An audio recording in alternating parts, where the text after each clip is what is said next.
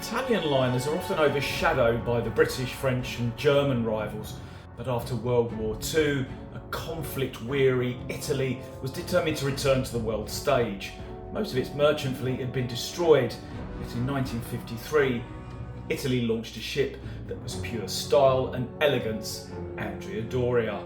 She wasn't the biggest liner, but she was the most fashionable. The finest Italian artists and designers created interiors that screamed 1950s chic, lavish, bold and radical for the time. Where older refurbished liners looked dated, Andrea Doria felt modern and glamorous, albeit a little garish by today's tastes. But her fame was short-lived. Just 3 years later, on the 25th of July 1956, while bound for New York, Andrea Doria collided with a smaller Swedish liner, Stockholm, in heavy fog. The crash tore open the side of the Andrea Doria and the ship quickly listed so badly that half her lifeboats couldn't be launched. 46 people died aboard Andrea Doria and several more on the Stockholm. Radar was common by the 1950s, yet both shipping companies blamed each other for the navigational errors. What is fascinating is how this disaster unfolded live on TV and radio. It was a first for such a big disaster at sea. The great French liner Ile-de-France rushed to assist, and for 11 hours the world listened as radio and newsreels carried updates before Andrea Doria capsized and slipped beneath the Atlantic. She took with her millions of dollars worth of art, murals and statues, the luxury cars of the wealthy passengers and probably a lot of glass ashtrays. What's interesting about this story is that we have some very interesting crossover with other ships in our series.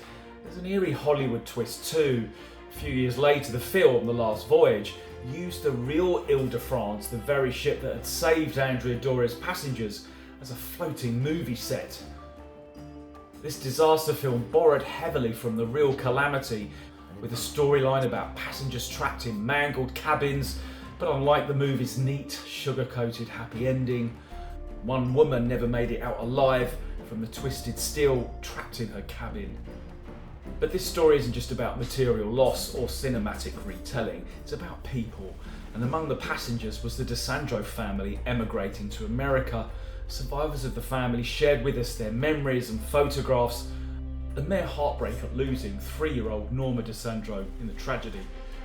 There is also a strange irony. The ship that struck Andrea Doria, the Stockholm, didn't fade into history. Instead, she became one of the longest serving passenger ships ever.